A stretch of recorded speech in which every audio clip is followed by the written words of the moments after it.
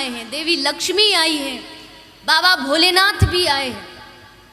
बाबा भोलेनाथ जी पूरे परिवार के साथ आए, लेकिन अब इनको वहाँ जगह कौन देगा जाने के लिए?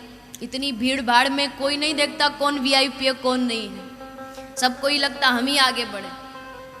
दर्शन नहीं करने दिया। बाबा जी ने सोचा अब तो दर्शन नहीं हुआ, चलो कोई बात नहीं, दोबारा दर्शन करने आएंगे। तो बाबा भोलेनाथ दोबारा दर्शन करने आए। कब? जब भगवान 4 दिन के थे। बड़ा अद्भुत वर्णन है, ध्यान से सुनिएगा। आज ठाकुर जी 4 दिन के हैं, 4 दिन का लाला है, बड़ा सुंदर रूप है।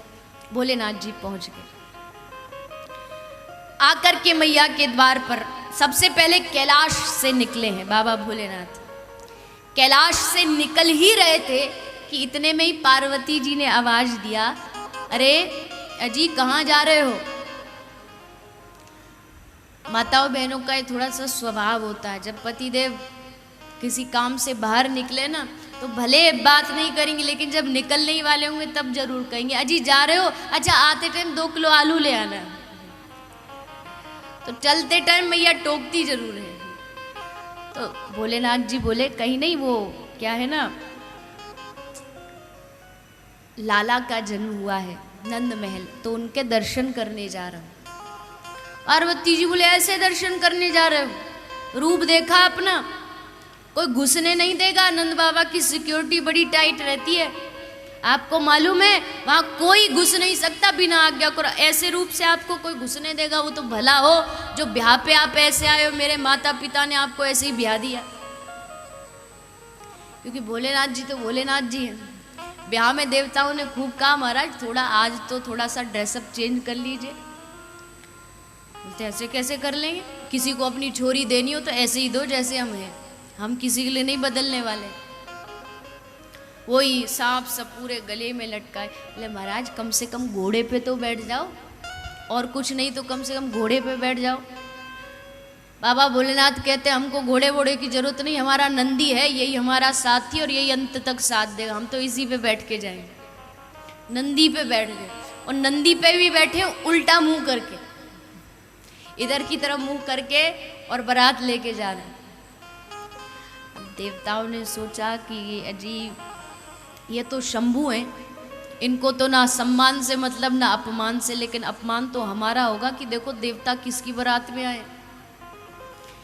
इसलिए देवताओं ने क्या किया, बोले ये पीछे आते रहेंगे, हम सब पहले पहुंच जाते हैं, और दूल्हा को छोड़ के ही सारी बारात आगे बढ़ गई। अब बाबा भोलेनाथ ने देखा ये तो छोड़ के चले गए हमको, अब हमारी बारात का क्या होगा?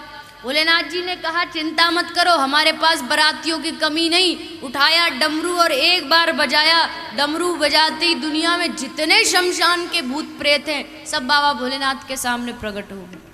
बोले कहिए महाराज, बोले कहिए नहीं, तैयार हो जाइए, बारात में चलना है। तो बोले महाराज हम तो तैयार हैं एकदम। और कैसे तैयार है? कोई है किसी का मुंह ही नहीं है, कई है किसी के 4-4 हाथ हैं, किसी के 10-10 पांव हैं, ऐसी अद्भुत बारात बाबा भोलेनाथ चल पड़ी। अब जैसे पहुंचे, बारात पहुंची हिमालय राजा के घर, तो सारी सखियां और सारी माताएं बाहर खड़ी थी आरती थाल लेके। बोले बारात आ रही है, दामाद जी आ रहे होंगे। सबसे पहले बारातियों की लाइन में चल रहे इंद्र देवता। लगा अरे वाह वाह वाह क्या बात है, कितना सुंदर दामाद मिला है, इसका रूप तो देखो। देवता बोले नहीं जी नहीं, ये दामाद जी नहीं, ये दामाद जी तो पीछे आ रहे हैं, ये तो दामाद जी के दास हैं। सखिया बोली जब दास इतना सौंदर्यवान है तो मालिक कितना होगा? तो बोले चिंता मत करो, आ ही रहे, देख ही लेना आप, वो भी बस पीछे बस पहुंचने ही वाले हैं। फिर आया कामदेव, बड़े बड़े सौंदर्य को पछाड़ दे ऐसा कामदेव। फिर आरती की थाली लेके खड़ी हो गई मैना जी कि दामाद जी आगे दामे। बोले ये भी नहीं है दामाद जी, ये तो बस उनके यहाँ थोड़ा बहुत कोई झाड़ू पोछा का काम कर लेते हैं, बस इससे ज्यादा कुछ।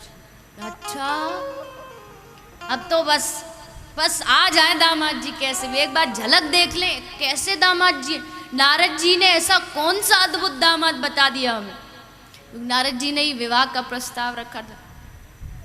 अब देवताओं की बारात खत्म हुई और भोलेनाथ जी की बारात हुई चालू। डम डम डम डम करते करते सारे पहुंचे। बोले दामाद जी कहाँ है? बोले दामाद जी वो देखो नंदी पे उल्टे बैठे। दामाद जी से कहिए उतरे तो सही।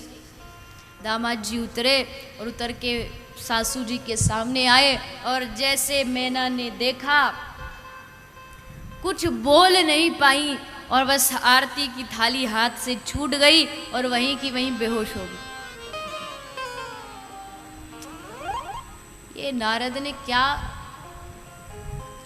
अब भोलेनाथ जी झांक के देख रहे हैं। साइड वाले से पूछते हैं माता जी कौन है? बोले माता जी नहीं, आपकी सासू जी हैं। बाबा बोले सासू कौन सा पदार्थ होता है? बोले बाबा पूछो मत, बड़ा अद्भुत पदार्थ होता, आपको इन्हीं से लेना देना, आगे यही अपनी छोड़ी देंगे। अपने ब्याह में ये नहीं बदले। पार्वती जी कह रही हैं आज जब मिलने जा रहे हो ठाकुर जी से तो आज तो कम से कम अपना रूप बदलो। बाबा को लगा कि बात तो ठीक कह रही है पार्वती, क्या पता कोई घुसने दे नहीं घुसने दे। बाबा ने तुरंत कपड़े बदले, धोती पहनी, पगड़ी बांधी, गले में मोतियों की माला पहनी। चलने ही वाले थे कि तभी अपने गले से नाग उतार रहे थे, तभी एक नाग फुसफुसा के हाथ जोड़ करके कहता बाबा जी एक प्रार्थना है, कहूँ अगर आपकी आज्ञा हो तो। बाबा जी बोले हाँ बिल्कुल कहिए, क्यों नहीं। बाबा जी छोटी मुंह बड़ी बात है, लेकिन देखो हमने एक बात सुनी है संतों के मुख से कि जब भगवान के सामने जाओ ना, भगवान का दर्शन करने, तो दिखावा नहीं करना चाहिए, जैसे आप हो वैसे ही जाना चाहिए। और हो कुछ और बन के कुछ और जाओगे तो महाराज उससे तो कोई लाभ नहीं है। बाबा भोलेनाथ बोले वाह मेरे बेटे, ये तू ही मेरा सच्चा साथी और मैं तुझे ही छोड़ के जा रहा हूँ, ऐसे कैसे जा सकता हूँ। बोले बिल्कुल नहीं बिल्कुल नहीं। ये तो पार्वती की बातों में फंस गया। तुरंत अपने वो कपड़े उतारे और वही भस्म लगा के मुंडों की माला पहन के और बाबा एकदम तैयार। अब तो यही रूप में जाएंगे, दर्शन करा दे तो करा दे, नहीं कराए तो वो जाने। और लेके अपना त्रिशूल बाबा भोलेनाथ आ गए मैया के घर और आकर के जोर जोर से आवाज लगाई अलख निरंजन अलख निरंजन। अरियो मैया दरवाजा खोल दरवाजा खोल। मैया को लगा कोई द्वार पर साधु आए। गोपी को कहा, दासी को कहा, अरे जरा जाइयो देखियो कौन बाबा जी आयो द्वार पे। गोपी दौड़ के गई, जाके देखा, बोला मैया एक ऐसो बाबा जी आयो ना भूतो ना भविष्यति, ना कभी देखो होगो मैया तेने ना कभी देखेगी। ऐसो कौन सो बाबा जी आगो। बोले मैया तू ही चली जा। मैया बड़े भाव से गई, द्वार पर संत आए घर में तो इससे बड़ा क्या हो सकता। मैया पहुंच गई और जैसे मैया बाहर गई बाबा का दर्शन किया, बस मैया खड़ी खड़ी कांप रही है। बोले बाबा जी कहाँ ते पधारे हो? बोले मैया बड़ी दूर ते आए हैं, हिमालय की गुफा में ते आए हैं। अच्छा बाबा जी कहाँ लोगे? भोजन पाओगे कि सोना लोगे कि चांदी लोगे, कहाँ लोगे? बोली अरे मैया तो को हमारे स्वरूप पे देख के लग रहे हो कि हमको सोने चांदी की जरूरत है। अरे मैया हमको सोने चांदी की आवश्यकता नहीं, तो फिर बाबा कहाँ चाहिए? ले मैया मैं तो बड़ी दूर ते तेरे लाला को दर्शन करने आयो। मैं तेरे हमने सुनो है तेरे घर लाला भयो है, एक बार वाको हमको दर्शन करवा दे। भैया ने कही कहा बाबा आपके कहियो कहाँ मांगने आयो तू? बोले मैया मांग नहीं रहे हो, तेरे लाला के दर्शन की इच्छा लेके आए। मैया बोली बाबा देख तू जो कहेगो मैं तो को दे दूंगी। तू कहेगो मोकू मैया एक बड़ो महल दे दे तो बाबा महल भी दे दूंगी, पर अपने छोरा के दर्शन नहीं करवाऊंगी। बाबा बोले नहीं कराएगी? क्यों नहीं कराएगी? मैया बोली बाबा तेने अपनो रूप देखो है, तेरे रूप पे देख के मो 80 बरस की बूढ़ी डोकरी है डर लग रहे हो है, तो मेरे 4 दिन के छोरा की का हालत होगी। इतनो छोटो सो लाला और तेरे सामने लाऊं, कहा पतो तेरे गले में ते कोई सांप सपूरो उतर के मेरे छोरा पे चढ़ गयो तो। अरे मैया तू नहीं जाने, तेरो छोरा ऐसो वैसो नहीं है, सांपन ते नहीं डर पे वो। अरे मैया वो तो सांप पे सोवे है। और कहा बताऊं मैया, आगे भविष्य में चल के तो वो 100 बनवारे सांप के ऊपर नाचेगो। सांप तो वाके वश में रहे।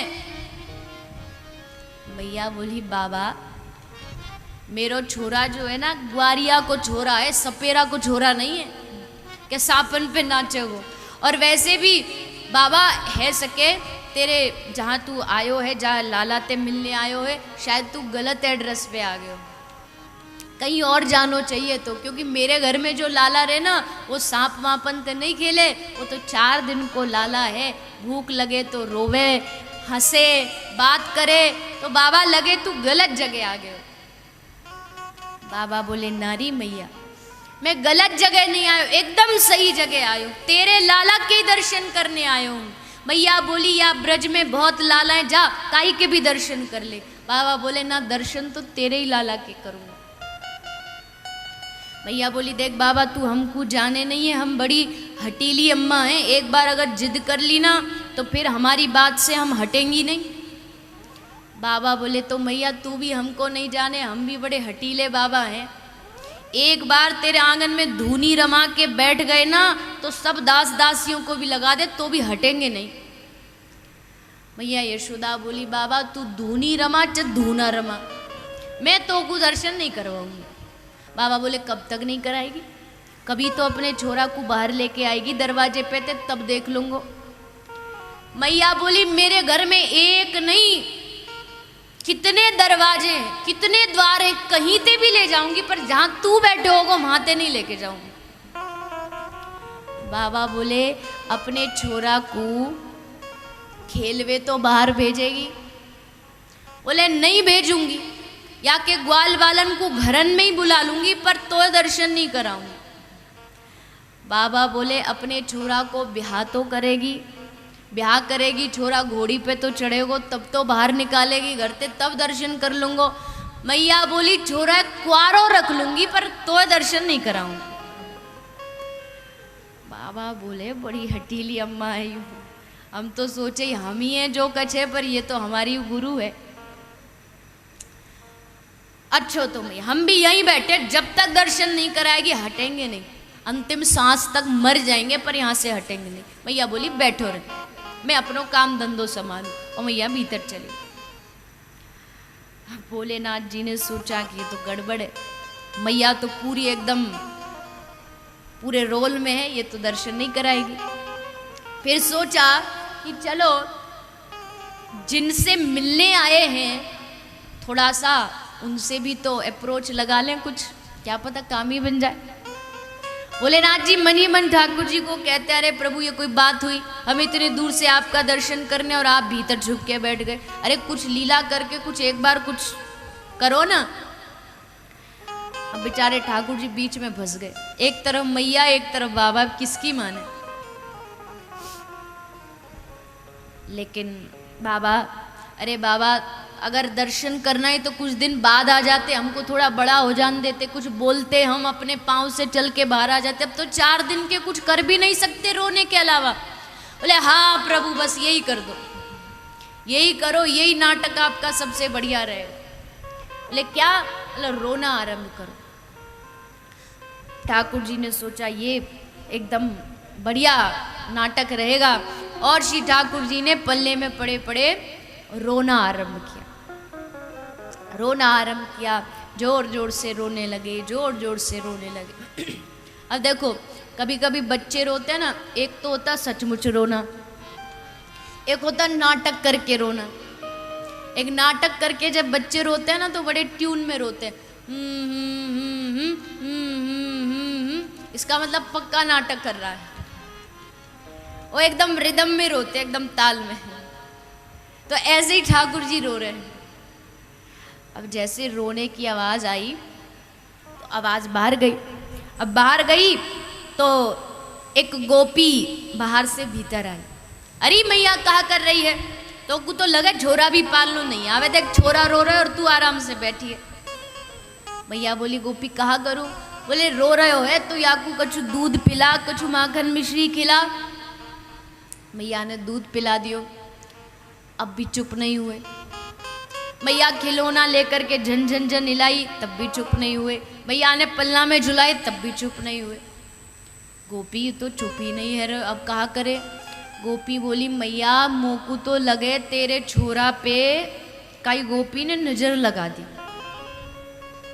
क्योंकि मैया भूखो होतो तो दूध भी पिला दियो चुप है जातो, मैया कछु खेल खिलौना चाहिए तो चुप है जातो, पर मैया ये तो काई गोपी ने नजर लगाई है। मैया बोली अब कहा करे? बोले कहा करे का नजर उतारो या की? बोले कैसे नजर उतारे? बोले जा रसोई थे वो लेके आ, राई नून लेके आ भीतर थे। मैया गई, नमक लाई, राई मिर्ची लाई और लाला की नजर उतारी। आए की पलाए की, अड़ोसन की पड़ोसन की, भूतनी पिशाचनी, यहाँ की वहाँ की, इधर की उधर की, सब मेरे लाला के ऊपर से उतर जाए। अब नजर उतारी। अब नजर उतारने के बाद तो कान्हा कम रोने चाहिए, पर ये और उल्टा डबल हो गए और जोर जोर से रोने लगे। गोपी अब कहा करे, ये तो अब भी चुप नहीं हुए। और गोपी नए नए आइडिया देती जा रही है। बोली मैया देख दूध भी पिला दियो तब भी चुप नहीं भयो, या को खिलौना भी दियो तो भी चुप नहीं हो, नजर उतारी तो भी चुप नहीं भयो। अब तो मैया वो पक्की पतो चल गई बीमारी कहाँ है। मैया बोली कहाँ बीमारी है? बड़ी भयंकर बीमारी है मैया। अरे पर बीमारी है का? बोले मैया मोकू तो समझ आ गई या के ऊपर कोई भूतनी चढ़ गई। और मैया अब आप भूतनी को उतारवे के खातिर जब तक प्रयास नहीं करोगी तब तक ये छोरा चुप नहीं होगा। अरे गोपी भूतनी चढ़ गई है तो भूतनी कैसे उतरेगी? बोले मैं थोड़ी उतारूंगी, वाकई नहीं तो कोई बाबा जी कोई तंत्र मंत्र जानने वालों कोई बुलाना पड़ेगा, वो भूत उतारेगा। तो गोपी अब कौन को बुला के लाए? मैं तो काय को जानू नहीं हूँ, भूत प्रेत मो तो पतो भी नहीं कैसे रहे। गोपी बोले मैया टेंशन मतलब मैं हूं ना, अभी काय को बुला के लाती हूँ। तुरंत घर से निकली थी कि दरवाजे पर बाबा भोलेनाथ धूना रमा के बैठे। गोपी ने देखी, नजदीक गई। बाबा का रूप भी कुछ तंत्र मंत्र जैसा ही है, तो जाके पूछी बाबा एक बात बताओ, तुमको भूत उतारने आते हैं? बाबा बोले पहले ये बताओ किसको चढ़े हैं, उस पे डिपेंड करता है। बोले हमारी मैया है ना, वह को लाला है, 4 दिन को बड़े जोड़ते रो रहे हो, हमने सोची कोई भूत चढ़ रहे हैं तो भूत उतारवे वालों कोई बाबा चाहिए, तो तुम तो सीधी बात पे आओ ना, तुम बताओ तुमको आते हैं कि नहीं आते? बाबा बोले हाँ। मन में सोचा कि उधर से नाटक चालू हो चुका, तुम भी कर दो। बाबा जी बोले अरे गोपी क्या बात करती है तू, हमसे पूछ रही भूत उतारने आते कि नहीं आते? अरे गोपी मेरो तो नाम ही भूतनाथ है, मैंने ऐसे बड़े बड़े भूत उतारे हैं तेरे छोरा के ऊपर, इतनो कोई बड़ी बात है? अभी लेके आए, एक चुटकी बजाएंगे और सब भूत उतर जाएंगे। गोपी राजी हो गई और खुश होती होती मैया ओ मैया बाबा जी मिल गए हो, भूत उतार देगो, एक मंत्र पड़ेगा और सब भूत प्रेत उतर जाएंगे। और कौन सा बाबा जी? बोले मैया कहीं जाने की भी जरूरत नहीं पड़ी, यहीं तेरे आंगन में बैठे हो। मैया बोले ले कराई काम खराब, मैं कब ते बातें लड़ रही हूँ, दर्शन नहीं कराऊंगी नहीं कराऊंगी नहीं कराऊंगी, और तू वाकू जाके क्या ही के छोरा के भूत उतार दे। तेने वाको रूप देखियो है, कैसो रूप है वाको? गोपी बोली मैया तो वाके रूप ते कहा लेनो देनो, तू जाके लाला को लेके गोद में दूर ठाड़ी है जाइयो, नजदीक मत जाइयो, और बाबा दूर ते ही मंत्र फूंक देंगे और तेरो लाला एकदम स्वस्थ है जाओ। अब तो को बाबा अपनो अहम ज्यादा प्यारो है या लाला को स्वास्थ्य ज्यादा प्यारो, बता? मैया बोली मोकू तो लाला प्यारो, तो बस फिर ले अपनी गोद में लाला को और चल मेरे साथ बाहर, डर मत, दूर जाके ठाड़ी है जी। माँ यशोदा लाला को गोदी में उठाई, ऊपर से काला कपड़ा ढक दी, कहीं छोरा को, बड़ी भोली है मैया, बड़ी भोली है, ढक कर के चल पड़ी। आगे बढ़ती बढ़ती डर डर के बढ़ रही है और डरती जा रही है, बढ़ती जा रही है। गोपी पीछे से मैया को आगे बढ़ा रही है। वहाँ भोलेनाथ खड़े हैं, यहाँ ठाकुर जी खड़े। और जैसे ही बाबा भोलेनाथ ने ठाकुर जी को देखा और श्री बालकृष्ण लाल ने बाबा भोलेनाथ को देखा, और जैसे नजर से नजर दोनों की मिली, मिलते ही श्री ठाकुर जी ने रोना बंद कर दिया, एकदम रोना बंद कर दिया।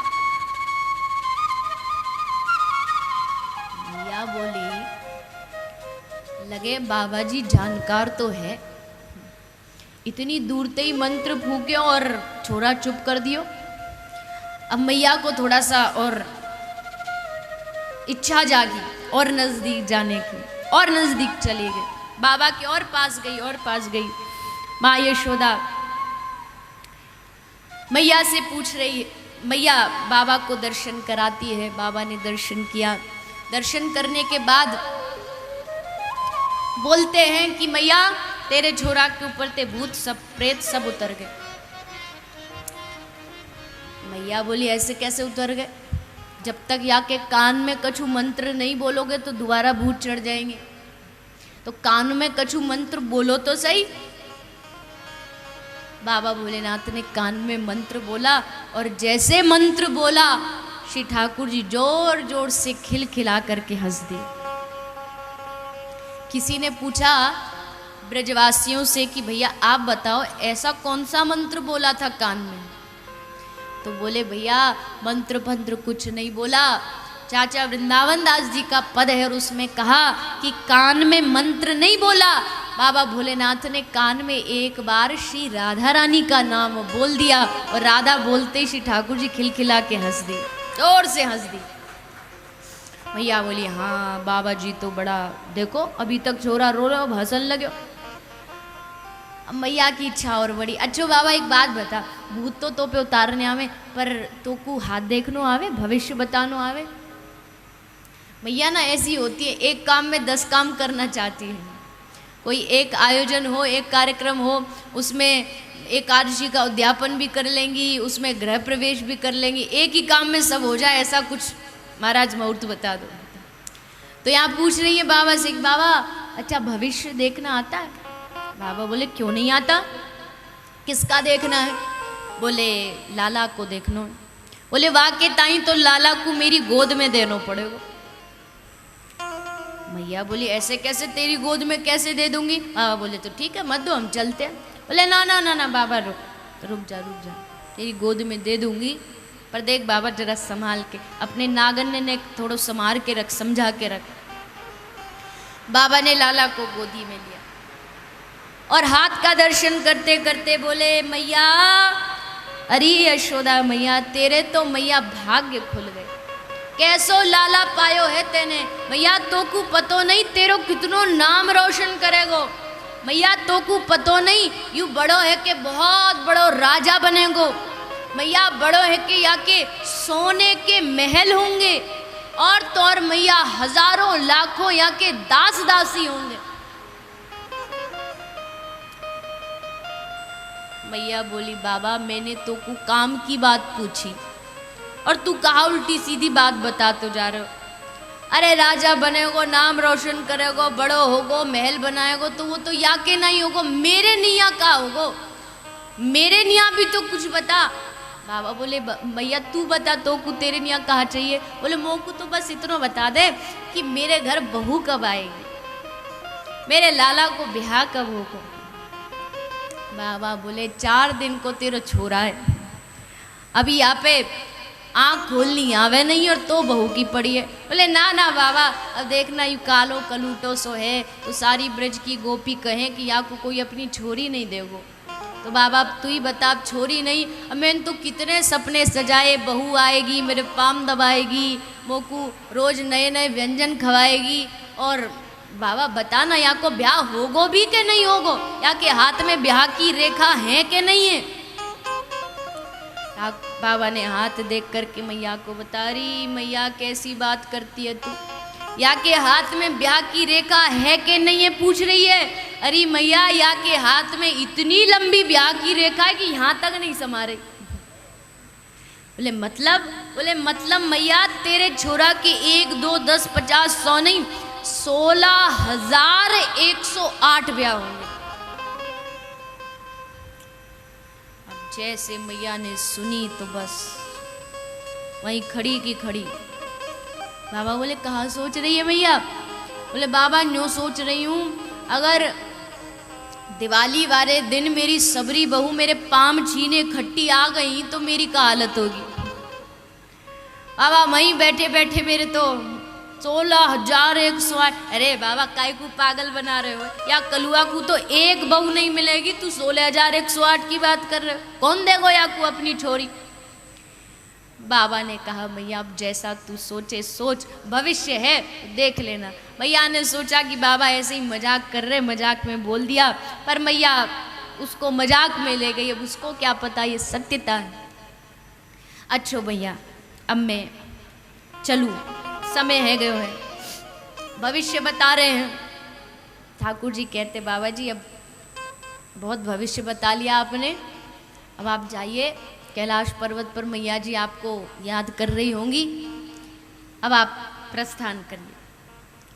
तो भोलेनाथ जी मैया को प्रणाम करते हैं, कहते मैया अब मैं चलता हूँ। मैया कहती ना ना बाबा तू यहाँ ते मत जा, ब्रज छोड़ के मत जा। क्यों? क्योंकि क्या का पतो कब मेरे छोरा को फिर नजर लग जाए, तो कोई तो चाहिए नजर उतारवे को। तब मैया कहती है रह रे योगी नंद भवन में ब्रज में वासो कीजे, जब जब लाल को नजर लगे तू तब तब दर्शन दीजे। यहीं रह जाओ बाबा।